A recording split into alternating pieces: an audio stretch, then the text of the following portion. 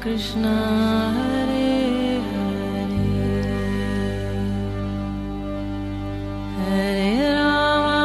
हरे राम राम राम हरे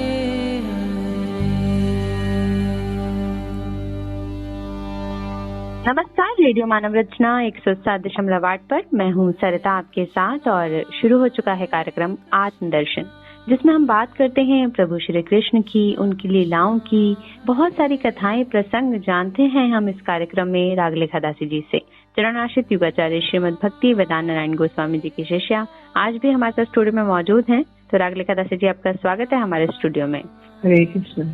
जैसा कि श्रोताओं आप सब जानते हैं कि आजकल प्रोग्राम आत्मदर्शन में हम बात कर रहे हैं भागवत पत्रिका की, जिसमें गुरुदेव हरि कथा का जो है वर्णन है और इसमें बहुत सारी ऐसी कथाएं हैं जिनके बारे में हम जान रहे हैं पिछले कुछ एपिसोड से रागलेखा दासी जी से। और पिछले एपिसोड में हमने व्यास पूजा का जिक्र किया, उनके बारे में बताया किस तरह का जो है व्रत का पालन होता है, गुरु की पूजा का क्या महत्व है। तो आज इसी कड़ी को हम आगे जारी करेंगे और इसकी जो अगली कड़ी है वो है गुरु तत्व की। इसका 15वां भाग है जिसके बारे में आज हम जानेंगे रागलेखा दासी जी से। जी रागलेखा दासी जी, बताएं गुरु तत्व के बारे में।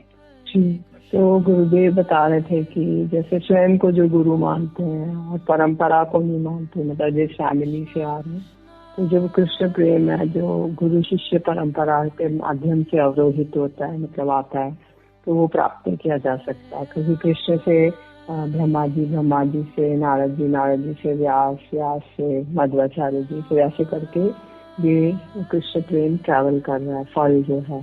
तो कृष्ण प्रेम इस संसार की वस्तु नहीं है, अपितु गोलोक वृंदावन की वस्तु है। निगम कल्पतरु ललितम फलम सूक्ष्मकाल अमृत संयुतम पिबत भागवतम रसमाल्यम मोहरुहु रसिका भुवि भावुका। तो हे निपुण और विचारवान पुरुषों, वैदिक साहित्य रूपी कल्पतरु के सुपक्व फल श्रीमद भागवतम का सेवन करो।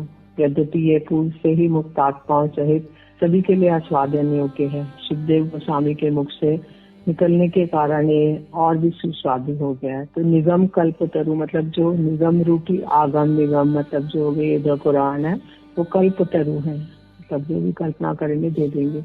उसका जो बड़ा परिपक्व फल है वो है श्रीमद भागवतम। और क्योंकि सुखदेव गोस्वामी जी ने इसको गायन किया है तो उनके अमृत से ये मिला हुआ है। और इस भागवत को अगर पान करेंगे, मतलब खाएंगे नहीं, पान करेंगे रसमाल्यम, तो उससे क्या होगा कि जो रसिक लोग हैं वो लोग बार बार मोहित होंगे, मतलब मूर्छित होंगे, उसको फिर दोबारा फिर उठेंगे, फिर मोहित होंगे, मूर्छित होंगे, फिर उसके बाद जो भूमि भावों का मतलब इस भूमि लोक में जो रसिक भावुक भक्त हैं वो बार बार इसका पान करके आस्वादन करेंगे। कृष्ण से ये फल ब्रह्मा जी, नारद जी, व्यास जी, सुखदेव जी, वर्तमान समय के गुरुओं की श्रृंखला के माध्यम से अवरोहित हुआ। मार्ग में इसका प्रवाह कभी अवरुद्ध नहीं हुआ। इसी कारण हम परंपरा के सभी गुरुओं का सम्मान करते हैं। यदि हम एक को आदर प्रदान करें अन्य को नहीं, तो ये अर्ध कुटकुटी न्याय होगा। मैं केवल वही स्वीकार करूंगा जो मेरे गुरु ने कहा एवं लिखा है। जो ऐसा विचार करते हैं उनके लिए सभी कुछ नष्ट हो जाता है। हमें संपूर्ण गुरु परंपरा को स्वीकार करना चाहिए। उदाहरणता कोई व्यक्ति अपने पिता का तो सम्मान करता है परंतु पितामह का नहीं, मतलब दादाजी का। तो क्या उसने कभी ये विचार किया कि उसके पिता कहाँ से आए? अतः वह मानसिकता उचित नहीं है। यह मानसिकता जिस व्यक्ति का स्वयं के गुरु के आरंभ से लेकर कृष्ण पर्यंत परंपरा से संबंध नहीं है, उसका भजन व्यर्थ है। इसी कारण अपने जन्म दिवस पर श्री गुरु स्वयं के पूजन की व्यवस्था के लिए उत्सुक नहीं होते। स्वयं के पूजन की व्यवस्था नहीं होगी। गुरु द्वारा व्यास देव के उद्धृत संपूर्ण आचार्य श्रृंखला की पूजन की व्यवस्था ही व्यास पूजा है। साधारणतः लोगों का यह विचार है कि पूर्ववर्ती गुरुओं की परंपरा का विचार किए बिना वे केवल महामंत्र अथवा कोई अन्य कृष्ण मंत्र का जप और कीर्तन करके अपने गुरु पर ध्यान केंद्रित कर सकते हैं। ऐसे व्यक्तियों का भजन कभी सिद्ध नहीं होगा। वे अन्यथा सोच सकते हैं परंतु वे गलत हैं। वे सोचते हैं परंपरा की क्या आवश्यकता है, परंतु उनको किसी एक धारा में आना ही होगा। संप्रदाय विहीना ये मंत्रास्ते निष्फलाम मताम। अनेक ऐसे मंत्र हैं जो संपूर्णतः कृत्रिम हैं, आर्टिफिशियल हैं। और ऐसे सूत्रों से प्राप्त होते हैं जो प्रामाणिक संप्रदायों से बाहर हैं। क्यों? संसारिक लोग व्यवसाय आदि के द्वारा जो धन अर्जन करते हैं वे भजन के द्वारा भी प्राप्त किया जा सकता है, परंतु इस प्रकार के भजन के द्वारा हमारे अनर्थ नष्ट नहीं होंगे और हम कृष्ण प्रेम प्राप्त नहीं कर पाएंगे। संसारिक वस्तुओं को प्राप्त करने के लिए जगत में कितना मतभेद और कलह है, परंतु श्री सुखदेव गोस्वामी, रूप गोस्वामी और सनातन गोस्वामी जैसे भक्तों ने क्या किया? उन्होंने संसारिक संपत्ति को पूर्ण त्याग दिया। उनके लिए उसका कोई महत्व नहीं था, अन्यथा ये संपत्ति उनके भजन में विघ्न उत्पन्न करती। इसी कारण उन्होंने संसारिक विषयों पर कोई ध्यान नहीं दिया। जो अपने साथ संसारिक वस्तुओं की प्राप्ति की कामना करते हैं उनको शुक्राचार्य संप्रदाय में भेजा जा सकता है। जाओ शुक्र के आचार्य बनो। इस शुक्र से जन्म, मृत्यु और उनसे संबंधित समस्त पदार्थ उत्पन्न होते हैं। ये लोग उसी में आबद्ध होकर विनष्ट हो जाते हैं। हम उसी दिशा में गमन नहीं करेंगे। हम हमारी गुरु परंपरा के पथ पर स्थित रहेंगे। शंकर संप्रदाय में भी व्यास पूजा होती है। व्यास कौन है? वह रेखा जो किसी वृत्त के मतलब सर्कल के किसी एक स्थान से बिल्कुल सीधी चलकर केंद्र को छूती हुई वृत्त के दूसरे सिरे पर पहुंचती है, उसे व्यास कहते हैं, मतलब डायमीटर। तो उस रेखा में स्थित समस्त बिंदुओं के समूह को ही व्यास कहते हैं। जी जी। जिसने कृष्ण के नाम, रूप, गुण, लीला आदि इस संसार में वर्णन किया उसी को व्यास कहते हैं। श्री भगवान की लीलाओं का इस संसार में वर्णन कर उन्होंने जीव की अविद्या का उन्मूलन किया और उन्हें भगवत प्रेम की ओर अग्रसर किया। यही व्यास है। जो व्यास आसन पर विराजमान होकर इन कार्यों को संपन्न करते हैं उन्हें आचार्य कहते हैं। ऐसे महात्माओं की पूजा को व्यास पूजा कहते हैं। व्यास के प्राकट्य के पूर्व 5 मुनियों ने शास्त्रों में अपने अपने दर्शन का प्रतिपादन किया।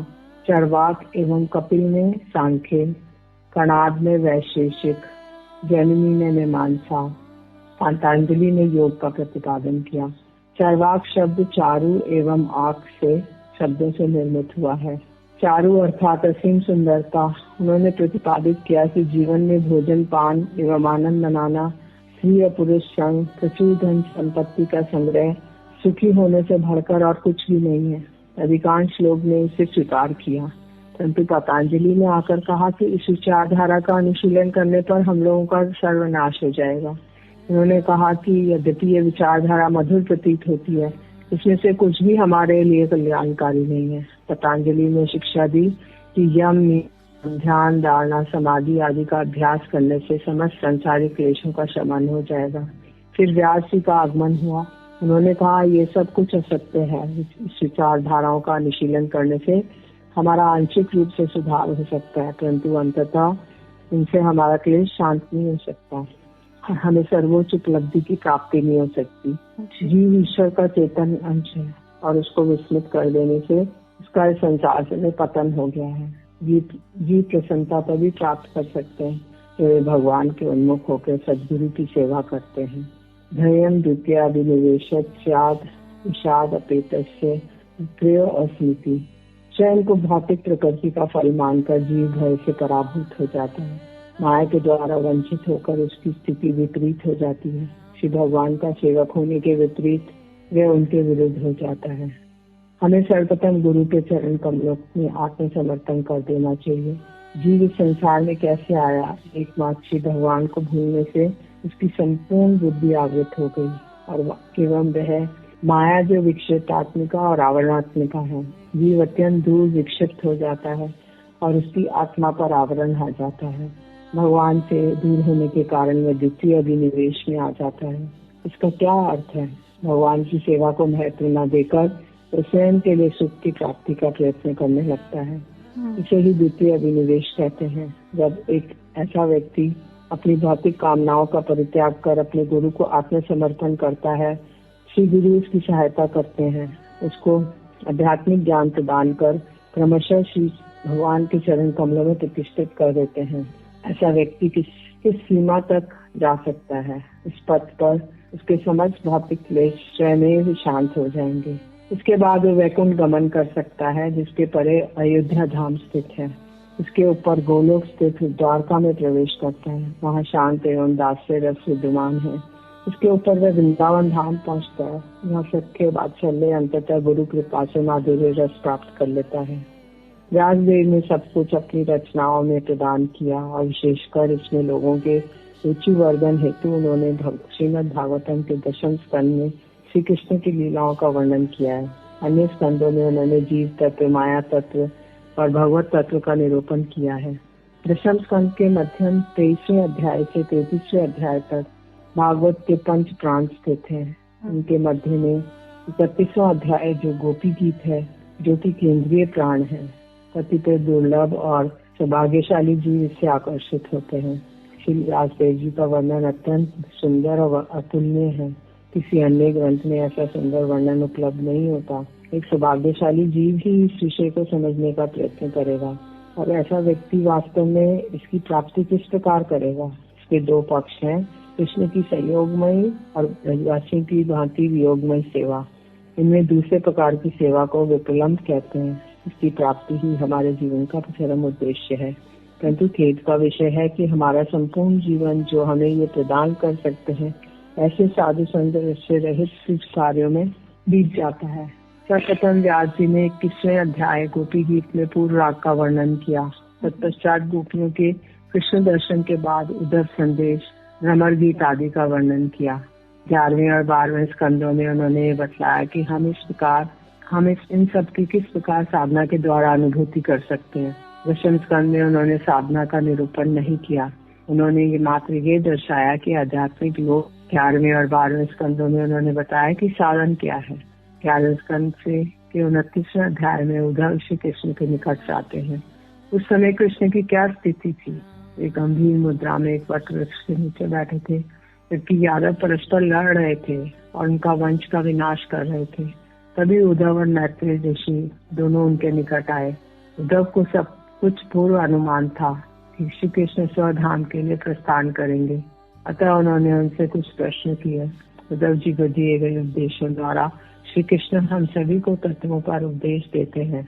यह अध्याय अत्यंत संक्षिप्त है, क्योंकि साधन के लिए बड़ा हितकारी है। जी जी, बहुत ही सुंदर वर्णन चल रहा है और गुरु की महिमा का तो वर्णन बहुत ग्रंथों और पुस्तकों में मिलता है। अगर हम गुरु को अपनाते नहीं हैं, उसके चरणों में नहीं जाते, सच्चे गुरु को अगर हम खोज लें तो उस प्रभु तक हम स्वतः ही पहुंच जाएंगे। लेकिन इस कलयुग में जो हमारा ध्यान है वो मोह माया के ऊपर ही है और हमारी आत्मा पर, जैसे कि रागलिका दास जी ने बताया, एक आवरण चढ़ते जाते हैं माया की और हम सब कुछ भूल जाते हैं और हम प्रभु का ध्यान नहीं कर पाते, भक्ति नहीं कर पाते। तो इस गुरु तत्व को जानना हमें बहुत जरूरी है और इस प्रसंग में यही हमें समझाने की कोशिश की जा रही है। आगे और भी जानेंगे इस प्रसंग के बारे में, लेकिन एक छोटे से ब्रेक के बाद सुनते हैं एक प्यारा सा भजन, फिर लौट कर आते हैं। आप जुड़े रहिए रेडियो मानव रचना 107.8 के साथ। Feel good, feel live. Radhe Kishori दया करो, राधे किशोरी दया करो, श्यामा लाडली दया करो, श्यामा लाडली दया करो, दया करो राधे दया करो, दया करो राधे दया करो, दया करो राधे दया करो, दया करो राधे दया करो, श्यामा लाडली दया करो, राधे किशोरी दया करो।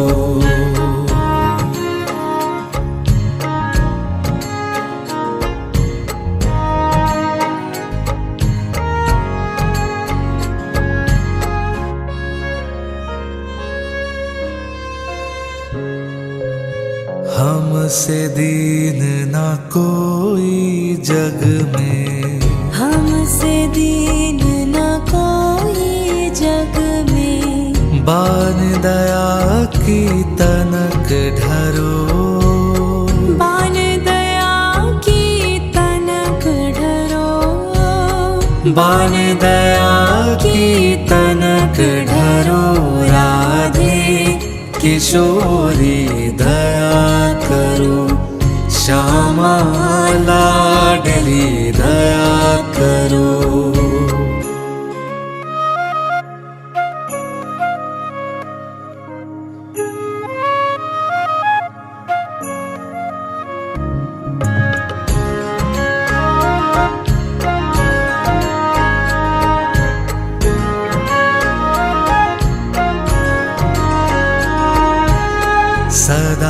धरी दीनन पे श्यामा, सदा धरी दीनन पे श्यामा।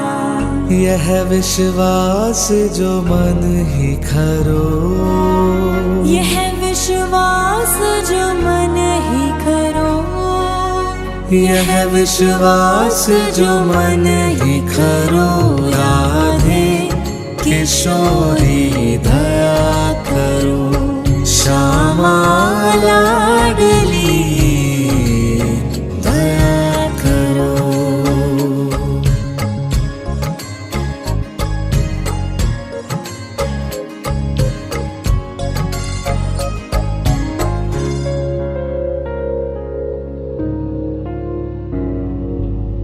विषम विषय विष ज्वाल माल में, विषम विषय विष ज्वाल माल में।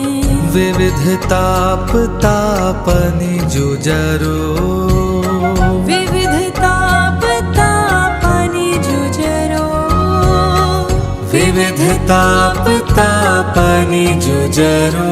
राधे किशोरी दया करो, श्यामा लाडली दया करो।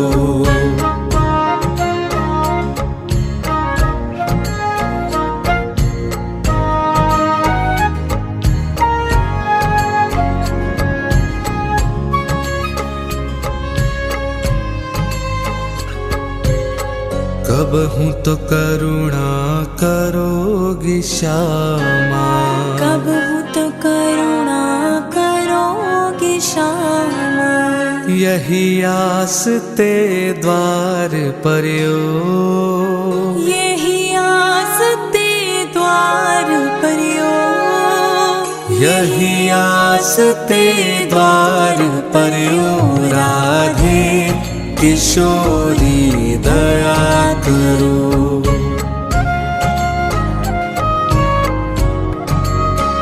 श्यामा लाडली दया करो, श्यामा लाडली दया करो।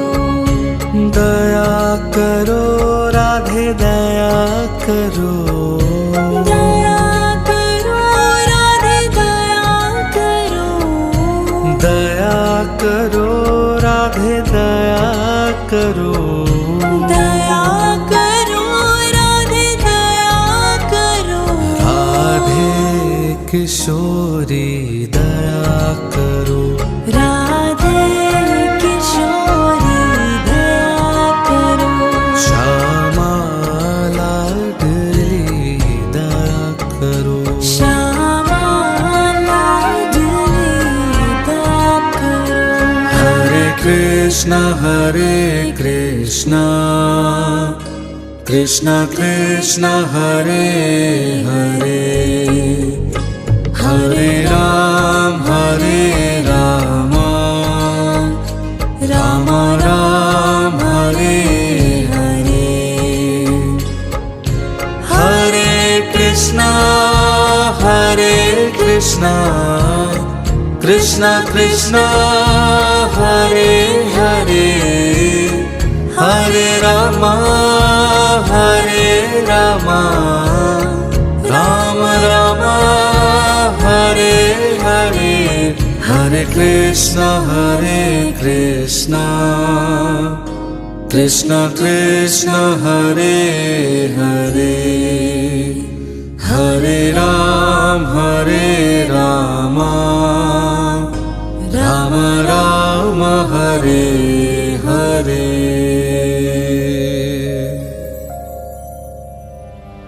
हरे कृष्णा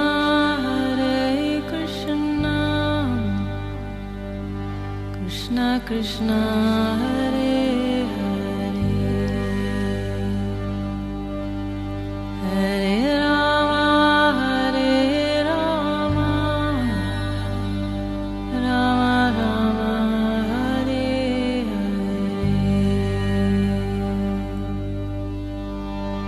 स्वागत है आप सभी का एक बार फिर रेडियो मानव रचना 107.8 पर। मैं हूँ सरिता आपके साथ और कार्यक्रम आत्मदर्शन में आज बात हो रही है भागवत पत्रिका के अंतर्गत गुरुदेव हरिकथा के 15वें प्रसंग की, जिसमें गुरु तत्व का जो है वर्णन किया जा रहा है और बहुत ही सुंदर तरीके से बताया गया है कि क्या महिमा है, किस तरह से श्री कृष्ण के प्रसंग जो है हमें प्रेरित करते हैं इन सब चीजों के लिए, ये जानने के लिए कि हमें गुरु ही एक ऐसा मार्ग है जो हमें प्रभु तक ले जा सकता है, उससे मिला सकता है, और हमें भक्ति कैसे करनी है ये भी हमें इसमें बहुत सुंदर तरीके से वर्णित किया गया है। जी रागलेखा दत्त जी, आगे बताएं इसके बारे में।